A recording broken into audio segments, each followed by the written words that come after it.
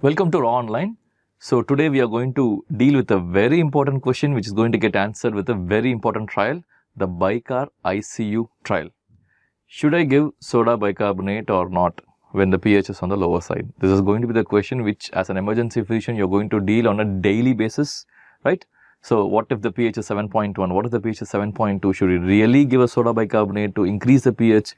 Is like a pH dependent treatment or not? So let's see what the BICAR ICU trial say.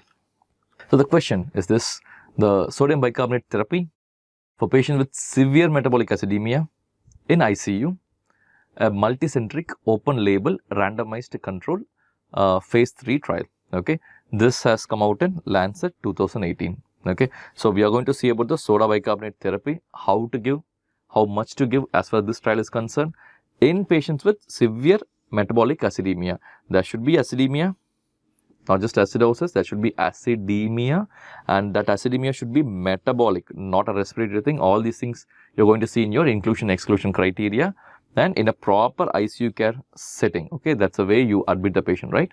So this is definitely a multi-center study. So the bias of one particular study or one particular center is ruled out here.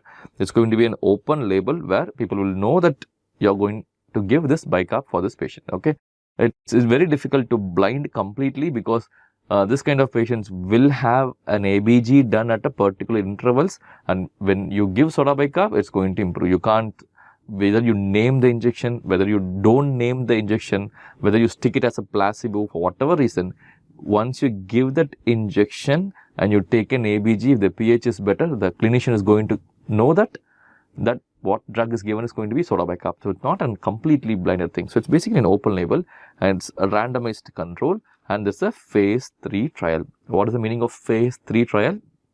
You're going to compare a strategy with the now currently available strategy which is commonly in use. Okay, you're going to challenge the commonly available strategy with a new strategy. This is called as a phase 3 trial. Okay, so this has come up in Lancet 2018. So the question to be discussed is, in critically ill patients with severe metabolic and acidemia. So it has to be severe, it has to be metabolic, not respiratory, and it can be acidemia, not just acidosis, right? That means a pH of 7.2, less than 7.2 or equal to 7.2. Does an infusion of soda bicarbonate compare with a no infusion to reach and maintain a target pH of 7.3? decrease the mortality? Okay, so we are looking at the primary composite outcome of mortality at day 28 or at least one organ failure at day 7. So this is the question. So you need to understand the question really in detail because you're going to choose patient with severe metabolic acidemia. Okay, 3 words are very important, and either you're going to give soda bicarb infusion or you're not going to give any infusion. Okay, and you're going to maintain the target of 7.3 pH. Whether that decreases the mortality, it's going to be a primary composite outcome of mortality. What do you mean by composite? That is the mortality by any cause.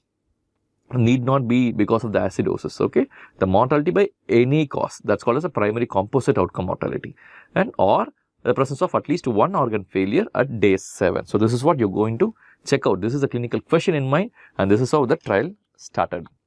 So what's the background? Should you really do this study? Every emergency physician will agree that this is the most wanted study because most of the cases which you're going to see in your ICU or your emergency department are going to be in an acidotic state, whether it's going to be a neuro patient, whether it's going to be a pulmonology, whether it's going to be a cardiology, whether it's going to be a renal, everywhere there's going to be some amount of acidemia and the pH is going to be altered. You're going to deal with your ABGs, right? So in this condition, we are taking only the metabolic acidemia part, okay? And we know that this kind of acute acidemias is frequently observed in clinical practice and it carries very poor prognosis, okay, if the acidemia is allowed to persist, okay? So what is the normal pH? Normal pH is 7.35 to 7.45. Some amount of minimal acidosis we do allow, right? So patient, for example, the patients in ARDS where there is severe oxygenation issues, we allow some amount of acidosis because of the oxygen dissociation curve, where some amount of acidosis help the hemoglobin to drop out the oxygen to the tissues, right? So some amount of acidosis allowed, but persistent severe acidemia like pH of less than 7.2, is it going to be really affecting, or should you really treat it with soda bicarb is a question. So why should such a question arise at all? Because the treatment which you are going to give, the soda bicarbonate which you are going to give, has some potential harmful effects also. Okay. So what are the potential harmful effects? Number one, you are giving soda bicarb, so sodium. Patient can have hypernatremia, right? Because of sodium, water retention also happens. So that will be volume overload also. And bicarbonate, you are inducing alkalinity in the extracellular space. So intracellular acidosis can happen, right? So once you are putting out towards alkalosis, there could be some potassium issues also. You can have hypokalemia, and that can affect the cardiac pathology, that can worsen the overall sepsis itself. So is it really required to correct this pH is the question here. So why is pH very important? Understand, in our body, a lot of amino acids which takes many structural counterparts and they become an enzyme, become an hormone, all these things, right? For example, there is in real-time practice in environment, you see iron everywhere, right? This iron has to be properly structured to create a proper lock. Okay, so this is called, I'm just drawing a lock, this is basically a lock.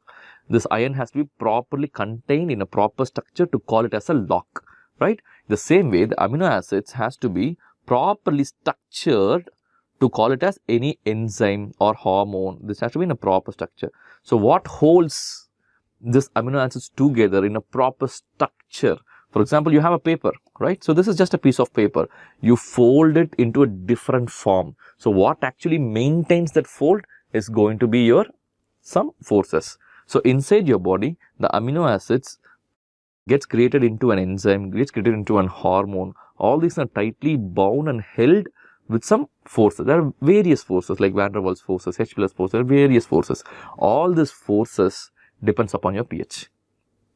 If there is no adequate pH or proper pH, this confrontation of these amino acids will be lost, and that particular shape of that enzyme or hormone will not happen. So eventually it will not function properly. As you already know, there should be a proper socket for every enzyme or hormone.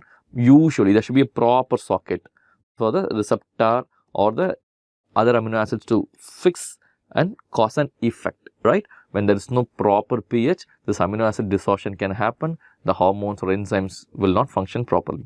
Okay, so maintaining a proper pH is going to be an utmost necessary. But should you do it with a soda bicarb infusion is the question here. Okay, so let's go ahead.